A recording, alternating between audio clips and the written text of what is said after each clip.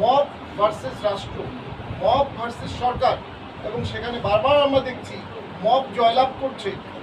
দেশ একটা অত্যন্ত ক্রান্তি লগ্নে আছে। গত পরশুদিন মিটফুড হসপিটালের সামনে সোহাগ নামে একজনকে নির্মমভাবে পিটিয়ে মারা হয়েছে এবং তার থেকে 100 গজের মধ্যে আনসার ক্যাম্প ছিল। আনসার ক্যাম্পে আনসার ছিল, তাদের হাতে অস্ত্র ছিল, কিন্তু কেউ তাকে বাঁচাতে এগিয়ে যায়নি। অর্থাৎ বর্তমান সরকার পুলিশ প্রশাসনের উপর নিয়ন্ত্রণ রাখতে পারছে না, পুলিশ প্রশাসন দিয়ে দেশের মানুষের নিরাপত্তা নিশ্চিত হচ্ছে না।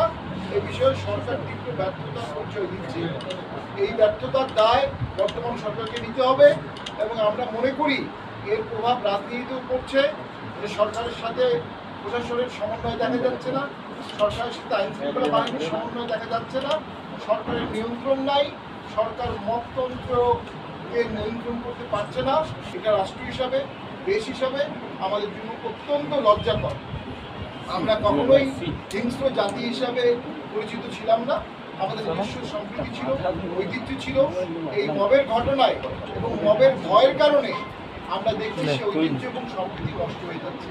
এই প্রেক্ষাপটে জাতীয় পার্টি জনগণের পক্ষে অবস্থান নিয়ে আমাদের মাননীয় চেয়ারম্যান বিগত 10 মাস অত্যন্ত জোরালো ভাষায় জনগণের পক্ষে কথা বলছে।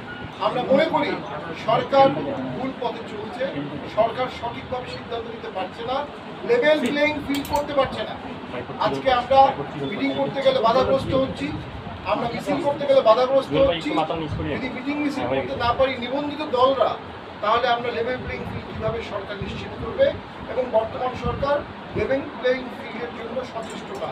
নির্বাচনের জন্য 17 লক্ষ প্রশাসন সহ সকল রাজনৈতিক দলের মধ্যে যে প্রাণচাঞ্চল্য তৈরি করতে হয়, সরকার সে বিষয়ে সচেষ্ট ভূমিকা রাখেনি।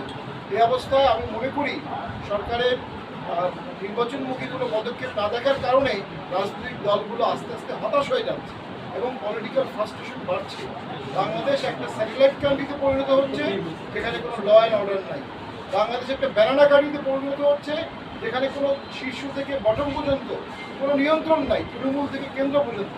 পাশাপাশি খুব দুঃখজনক, বাংলাদেশ একটা মব রাষ্ট্রে পরিণত হয়ে গেছে, একটা ভেন্ডেটা প্রতিহিংসা পরায়ণ রাষ্ট্রে পরিণত হয়ে গেছে।